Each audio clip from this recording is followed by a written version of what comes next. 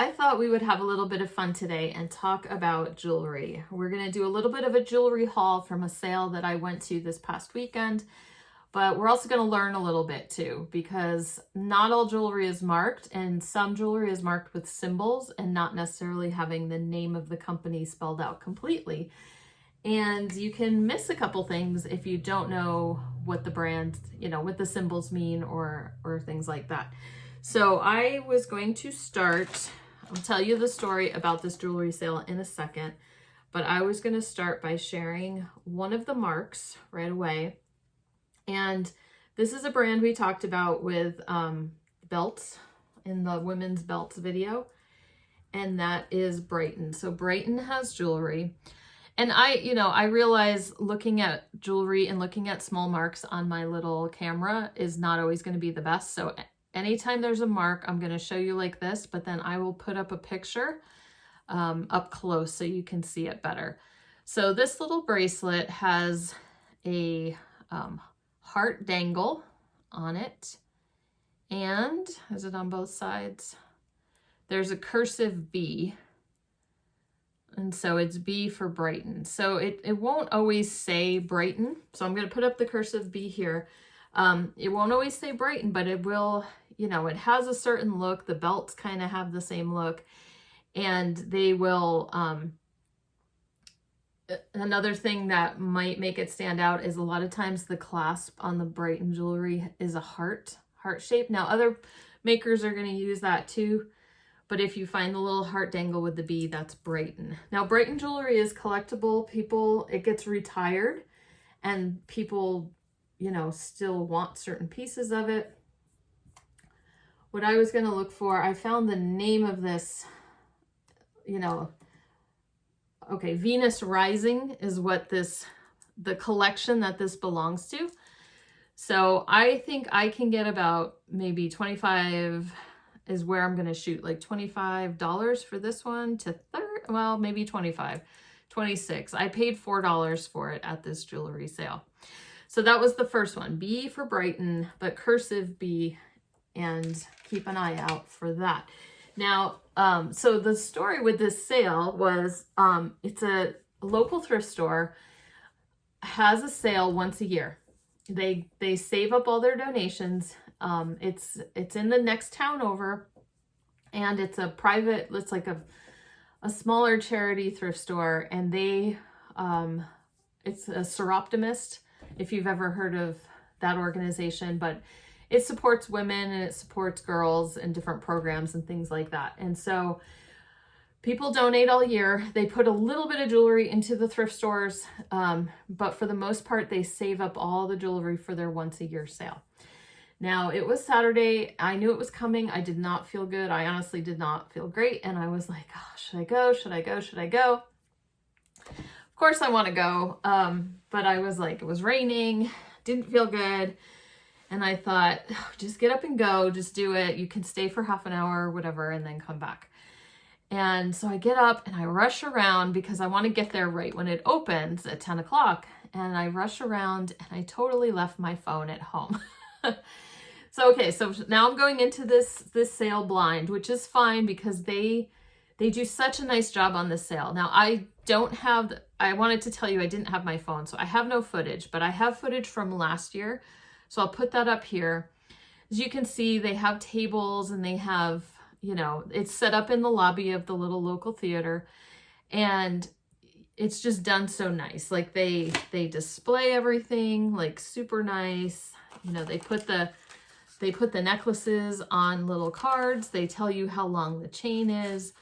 They do all that. And then like this one's sterling and it's like $4, right? So stuff is $3, $2, $4. Some things are bundled together into little baggies. So it's definitely worth going. And I'm glad I went. So I got up, I'm halfway up the highway to this town. It's about 20-25 minutes away from me. And the rain turns to snow because I'm going up into the mountains. I was like, great, no phone. All right, whatever. Snow was fine. It wasn't sticking. And I was just like, what am I doing? But I get up there. They actually were opening the door. They opened the door. I saw people going in a few minutes before it opened. And so I'm like, all right, let's go. And it's fun. It's just most people get there right when it opens because you just have to get what you can get, right? They give you little bins or baskets to hold your stuff in. And you just, you know, wherever there's an opening. Now, the footage I showed you, that was like after like an hour or so. It quiets down quite a bit after an hour. And I usually go back through around and just see the things that I've missed. But there's little like coat rack type things that they hang necklaces on. And then there's a table and they have it like brooches are here and necklaces are here and bracelets and blingy stuff is over here, rings, all that.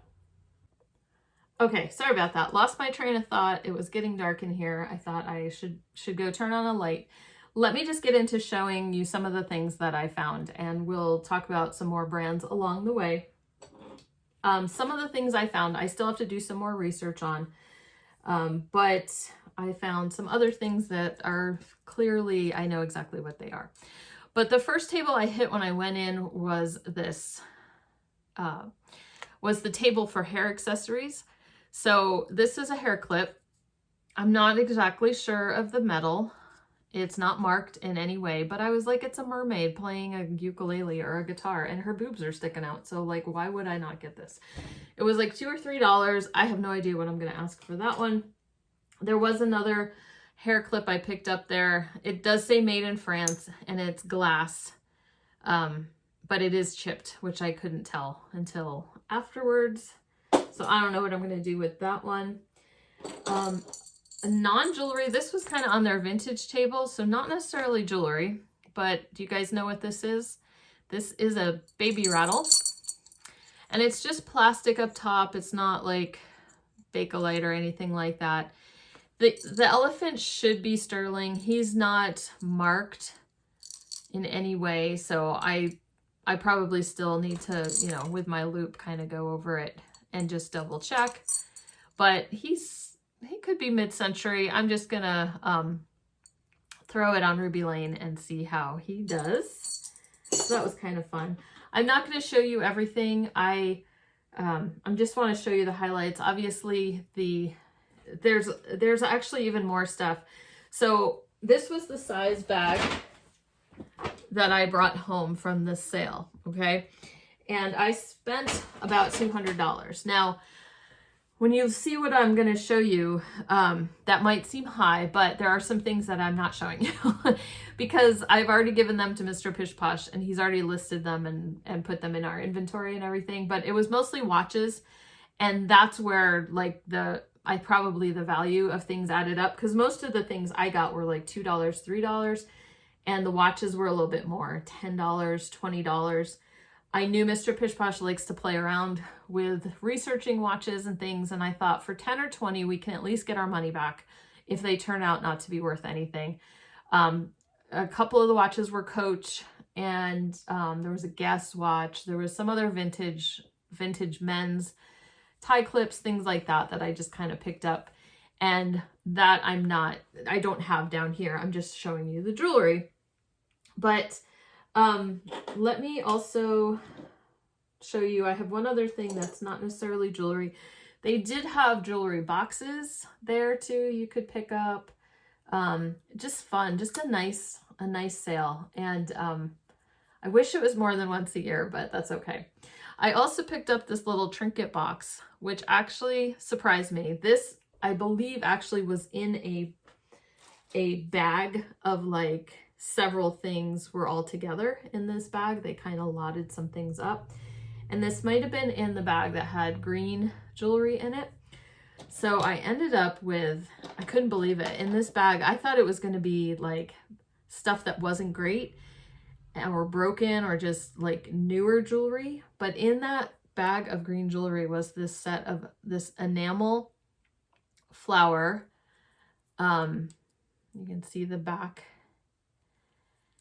And matching earrings. So the enamel flower jewelry is really cool. And when it has rhinestones on it too, I just think that ups the value. So I don't know. I might do like $40 on that set. We'll see. It's really unusual. I've Google lensed. I don't really find anything like it. But this little enameled jewelry box is by Monet. And I was like, it actually has more value than I expected. So like I said, it was just in the little bag of jewelry, but I don't know, like $25 or $30. These I think were like Y2K, 90s, Y2K, probably more early 2000s when they kind of started making these. I was looking in my Monet book for a different necklace, and right at the very end it gets into like the 90s and 2000s, and it talks about these enameled little boxes that they started to put out, and they're actually very collectible. So as I was looking at comps, I think I found one on Etsy, and I think it had sold for like 30, but all different designs and different things like that. $25, $30 for these little enameled boxes by Monet. So I was like, score. So that was awesome. I'm trying to keep track of what I'm showing you. I'm just going to work through. This is no particular order. Let's talk about another one of the jewelry marks. So I circled back around to one of the coat racks that had a bunch of necklaces on it. And we're talking necklaces. So you're kind of like digging, and what I like to do is go up to like the clasps and see if there was any maker tags or anything like that on the clasps before I really looked at the necklace. And so I could see this chain, and I could see this little dangle. And so when I first looked at it, I just saw this side. It's kind of like an arrowhead shape, and I think it just says 925. But then you flip it around, and it's got, you know, that's not going to show very well, but there we go. And I'm putting the logo up right here, right now.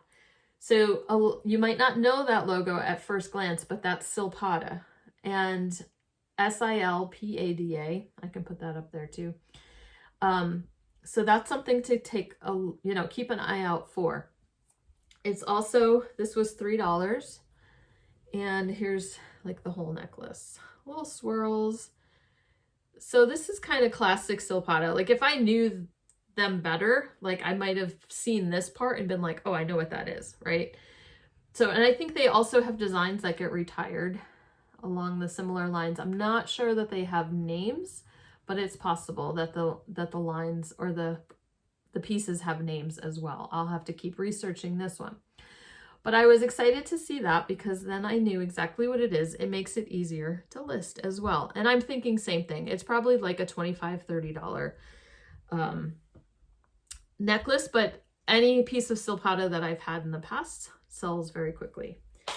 Okay, so that was mark number 2. Let's see. We talked about Brighton. We talked about Silpada. Let's just look at something else that's fun. This set of clip earrings was in a baggie with some other earrings, and so I just grabbed the whole bag for like $2, and look at that fun set. Okay, so these are clip earrings, and this piece right here with all these little flowers is like a molded glass piece, and it's got an iridescent finish to it. The maker on it is Judy Lee, and I found some comps, I think with a bracelet it sold pretty well.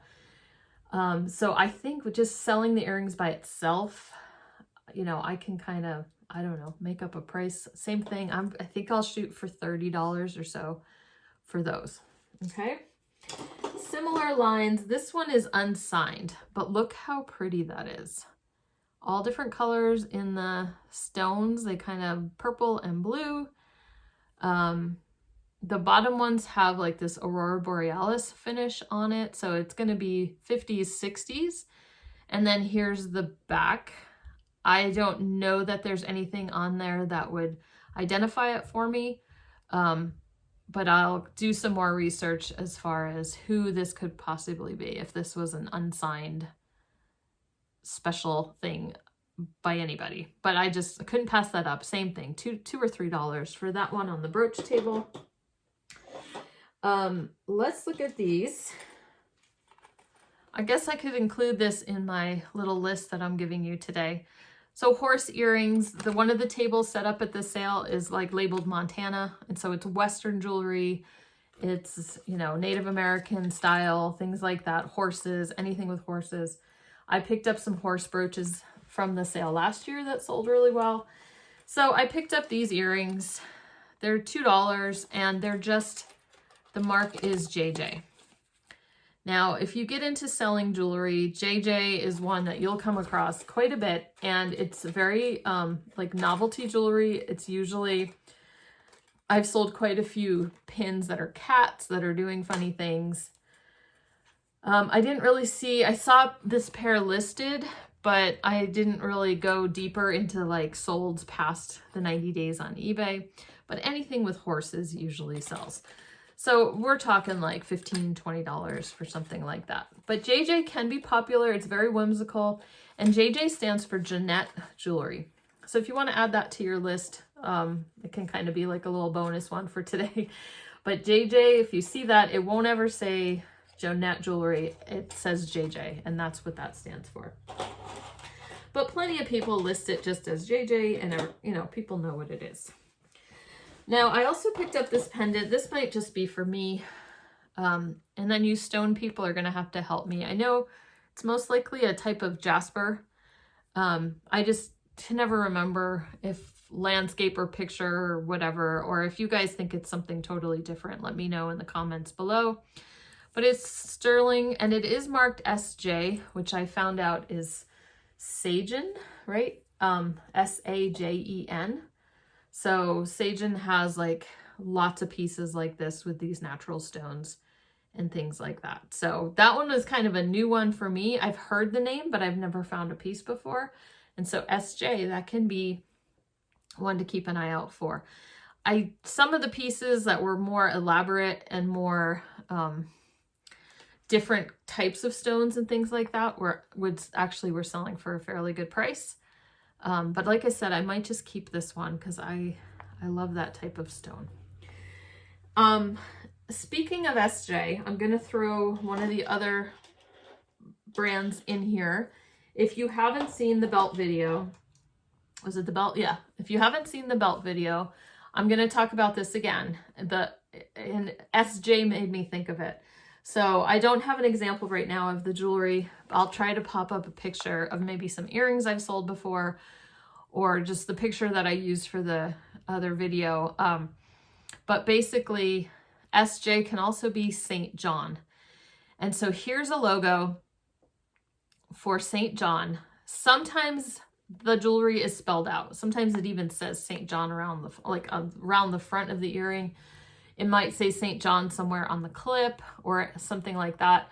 But I've had jewelry in the past, earrings or whatever, that doesn't say St. John. It just has this little logo, which might not even look like an SJ when you first look at it. So I wanted to mention that one again, in case this is the first time you're watching my video and you want to learn a little bit more about selling jewelry, especially costume. Okay, because I dabble. You know me. I dabble in a lot of things. I've done more jewelry in the past. Now I'm, I still like looking for it. I picked up this necklace, and I kind of knew what it would be when I picked it up, only because, doesn't it kind of look like a skull? I don't think it's supposed to be. It's just supposed to be this very Art Deco kind of look.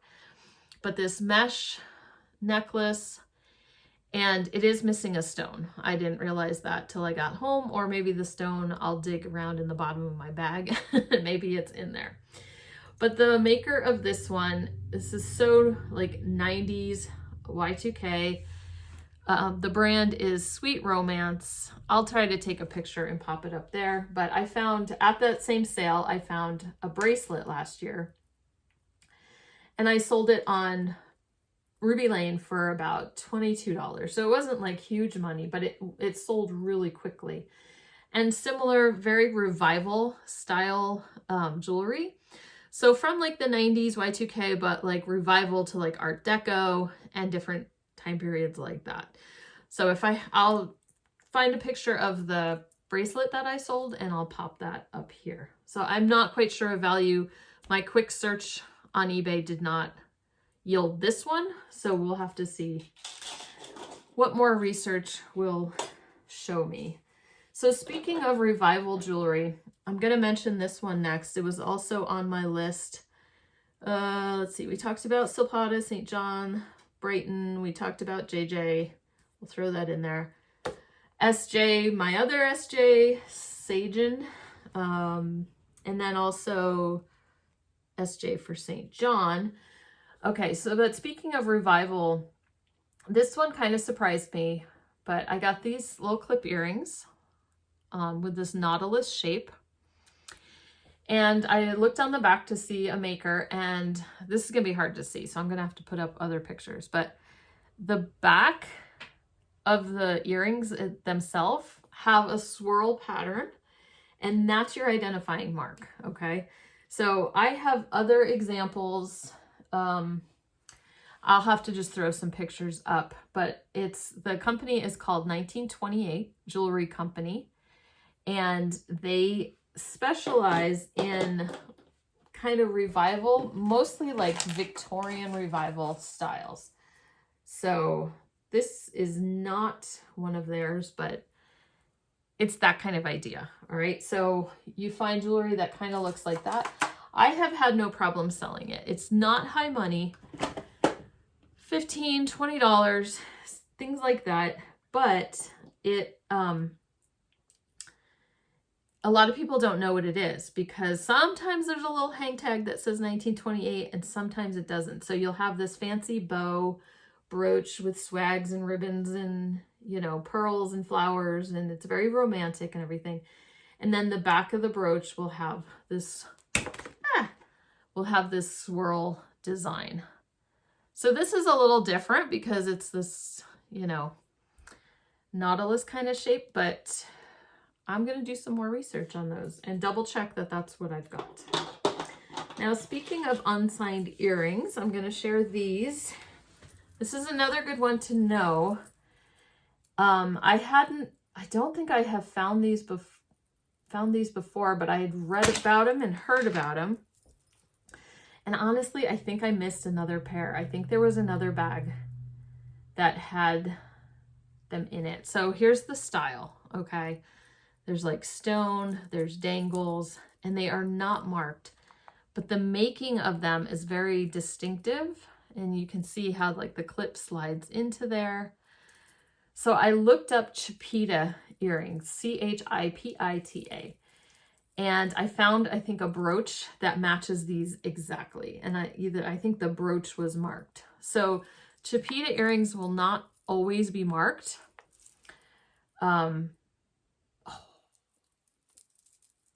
do we got? What do we got? Oh, maybe not. I thought I saw a mark because someone had the little plastic things over the, that could just be the hardware mark. Okay, let's go back to your regularly scheduled program. Anyway, I will investigate that further, but I am fairly confident. Okay, this is like stone. I'm fairly confident that these are Chapita earrings. Same thing, I think about $30 or so, $30, $35. And these were in a bag of a bunch of clip earrings for like $2. So you can keep an eye out for that. That's a little bit harder because it's not marked at all. It's just kind of based on style and construction. But might be a new one. If you have sold jewelry before, maybe that's a new one that you hadn't heard about before. Just a quick editing comment. I was able to zoom in a little bit on that mark that I found on those earrings. And yes, they are marked Chapita. So I am very excited that I was able to identify them by construction, but then be validated by a mark that was hidden under, it was like a little cushion that got put on the clip mechanism. Okay, back to me. This is a fun one. It's a brooch. It's a fish brooch. And I bought it because I like the look of it. And I knew it was sterling. I could tell it was marked on the back. And I'm like, okay, it's sterling. Well, it turns out it's sterling and 14K. So the gold parts are 14K. Now it's Artisan. And the maker's name is Autumn. And so that's tricky because any jewelry that a person used the word autumn in is showing up. So lots of leaves, lots of things like that. So I did find one other brooch. I don't think it's sold. I'm sorry. Allergies are kind of kicking my butt lately. I'm about to sneeze. I did find one other brooch, I believe, on Etsy. I don't think it was a sold listing, but it was maybe an earlier one by the same artist. I think it was also a fish. This one, the letters are stamped into it. And that one, they were scratched in, kind of like how an artisan would do it. But it was signed Autumn. Same, similar kind of style. So I still don't know who the artist is or anything like that. But it's sterling and 14K. And then it's got a blue stone right here, which I'm going to test. I have a gem tester. And I will see if that's like sapphire or something like that. Could just be glass, but I will test that before I list it. That one could be really good. Now these are fun. As you can see, $3 for this little baggie. They just pinned the brooches to it. So I got it because of these 3 little birds, roosters with the blue stones. But those little cute little pins in the, like here, those are probably like 1940s or something like that. And those are fun. And it doesn't look like there's really anything missing on those. So that is great. But I think the roosters I'll just put together and call them scatter pins. And there's usually 2. So to have 3 is kind of interesting. I think I took one off because I don't think there's any marks or anything on those. But just kind of fun. It's kind of something collectors will look for. So then let's see, here's my big tangled mess that I'm going to have to work through all these chains. It didn't look like this when I got it, but I have to untangle all that. But no, hey, that's what Mr. Pish Posh is for. He's the one with the patience for detail. This one was $5. It is a locket. I think that kind of raised the value. It is a locket. I couldn't read the maker, didn't have my phone with my magnifier, so I just bought blind. But this one is Park Lane. And so someone I think has it listed for 25 or 30 or something like that. I'll put it on Ruby Lane. I'm sure it'll sell eventually. Probably right around that price, $20, $25. Park Lane is okay. It's not the greatest. Here's a fun pair of clip-on earrings. I have a blue pair just like it already listed on Ruby Lane, so I might pull it and put the 2 listings together. I'm not sure. But this is what's known as confetti lucite. And it's fun because it's like crescent moons and stars and things like that embedded in the lucite. It is a brown background, so not super exciting. I like the blue ones better, but they haven't sold yet either. So very mid-century confetti lucite. Now this one I have to do some research on. I don't know if this is actually a old necklace or if it's just a necklace made with older parts. Okay, so the beads there are glass. They have little sailboats on them, and I'm pretty sure those are Czech beads, like from Czechoslovakia.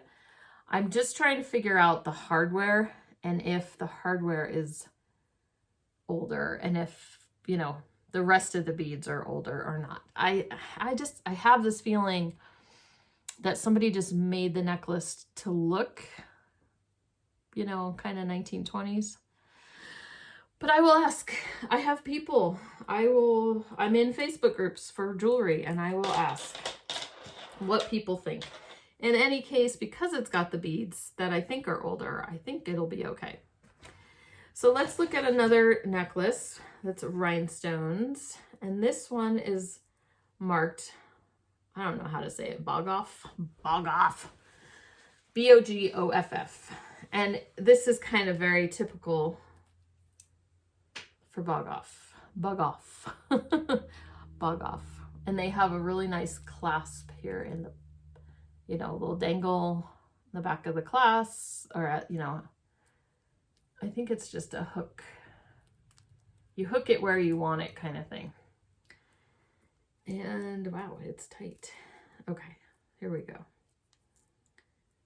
Oh, it's also marked down on the bottom too. But I didn't see any rhinestones missing.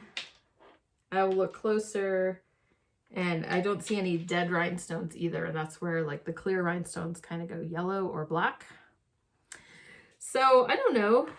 Let's just say $30 because I think that's my magic number on these. on everything. And I paid $3 for that one as well. Fun little cha-cha bracelet is what they call this. It's expandable. As you can see, it is marked Japan in there somewhere. This was $4, but these usually sell pretty easily. So that's a cha-cha bracelet. And okay, here's another one I need to know about. I have a feeling this one's old. And it's so pretty. Okay, it was hanging on the little necklace tree. And I'm thinking those might be, what do you guys think? Look at the backs. They're not foiled. They've got brass leaves. This could be check glass too. And then it's got a really nice little box clasp with another purple stone up there. I think that's a good one. So I'm curious to figure out what that one might be worth. I should do a screenshot with this one. Anyway, okay. Awesome possum. Let's look at some 80s. This was in a little container. This is so 80s, right? I knew practically without turning it over it was Monet. 80s red enamel. Now the earrings, I'm not positive are Monet. I don't know if they go with it or if it's just a married set. So I was looking in my Monet book to see if I could, you know, this one just happened to be in there and I could see what the earrings look like, but I don't know for sure that the earrings go with, but they go really nicely with it. So I'll have to, I might just list it together as a married set. Possible, I don't know yet what I'm going to do. Another baggie in here was this awesome, I'm going to pull it out. This is Trifari. And it's this awesome color, this red carnelian kind of color. It's marked Trifari, and the Trifari, the T has a crown over it, but I think this is later. This is probably more like 1970s. And there are earrings that go with it. They are post earrings, which is a little bit different for Trifari. But I think it's late, like I said, I think it's later Trifari, and so it's not, it wouldn't automatically be clip. I'm just used to seeing clip earrings. Now, speaking of Trifari, all right, we talked about the 1928 swirl. All right, I'm just double checking. I'm sharing enough marks with you guys. But we're also talking about brands in general. Now, speaking of Trifari, Trifari is having a moment for sure. I mean, it's always kind of been one of the top, you know, costume jewelry, mid-century, and later good brands. You've probably seen, I've sold some Trifari in my What Sold videos. So I did find this necklace.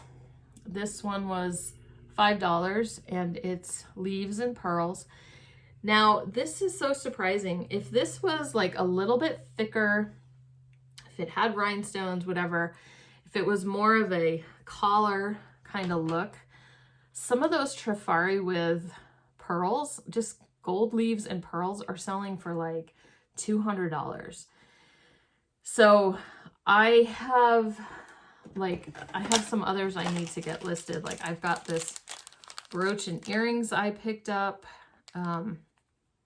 that I'm excited to list. I sold a set of brooch and earrings of pearls and gold with missing pearls, and I sold that for $50 even though there was pearls missing. So I think I'm gonna shoot, this one's kind of skinny.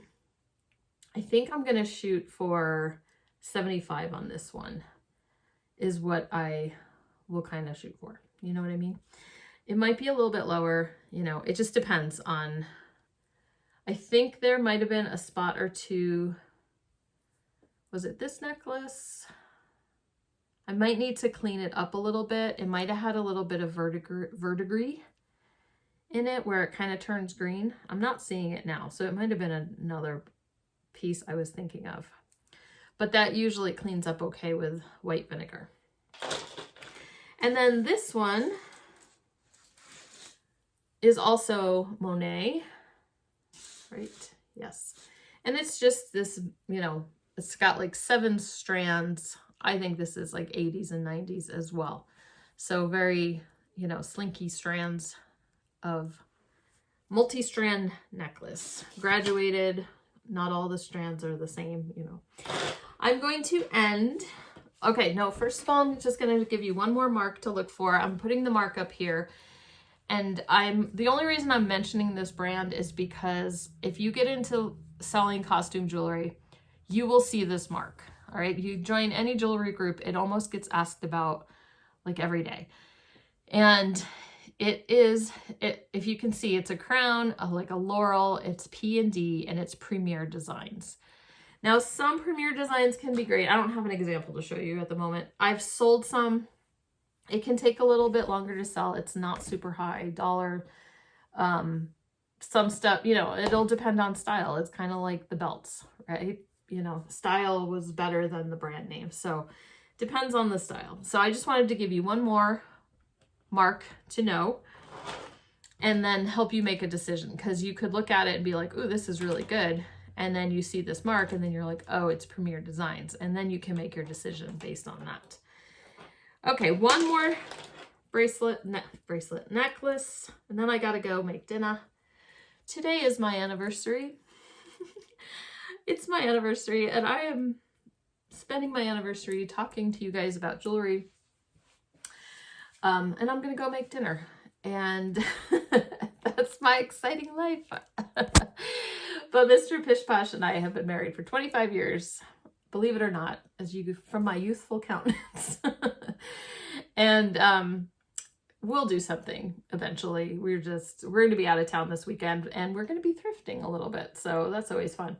But we'll, you know, go out to dinner as a family somewhere this weekend, and then, I don't know, maybe take a trip later on. But anyway, it's, you know, when your anniversary falls on a Wednesday, it's like, ugh. Anyway, here we go. Look at this beauty. $2 for this mid-century copper necklace with no marks, but here, I'm going to put it on. Hey, maybe this is my anniversary present to myself. Okay, but I have a book that is called Copper Art Jewelry, and I found it in this book. And so it is a piece by Matisse. So it's a piece by Renoir. Matisse, you know, it's like the same company. They can be marked either Renoir or Matisse. And so in this has red on the inside. Mine is just a plain black, but another book shows it. Oh, actually, maybe later in the book, it shows my version of it too. So in this case, the earrings were probably marked. The necklace wasn't. Ay, ay, ay. And the name of the piece is called Honey Bear. So it says Honey Bear by Matisse Renoir. It reflects Fell's interest in American Indian jewelry. This is his interpretation of the traditional bear paw motif. Stamped and inset with red enamels. Okay, so mine doesn't have the red enamels, but I saw it later on in the book right here, just as a plain piece. Anyway, so I have a name, I have a maker. So exciting. Copper, I do have a few pieces of copper jewelry for myself, and has like enamels, just different colored enamels. It's so mid-century. I love it. Anyway, Matisse, Renoir, kind of the big names at that time. Rebajes, how do you say that? R-E-B-A-J-E-S. It's getting too late. Anyway, so those are some of the big names, and I just was like, you know what? It's so cool looking that I'm just going to go for buying it for $2. But then it was really nice to find out that it could be attributed to somebody. So that was great. So that was my highlights of my jewelry haul on my jewelry day. It was fun to go. I'm glad I got the gumption to get up and go and to poke around in the jewelry sale. It really is like, it's once a year, and the prices are just so good. Anyway. anyway, let me know in the comment down below, how do you feel about selling jewelry? Do you want more jewelry content? Would you like to learn more about jewelry? Have you sold it yourself? Do you have a favorite maker? As you can see, I have various jewelry books. I have a Monet book. One of my favorite books is the Napier book. I don't have it at hand right now. I'll put a picture right here. I just love that one. Napier jewelry can be really good. And it had a long history, and the book was so well written. It's this huge book. And it's so well written, and it's what I liked about it too is because it's divided by decade. So it kind of talks about what was in style in those decades. So it kind of helps you just in jewelry selling in general, even for terminology and things like that.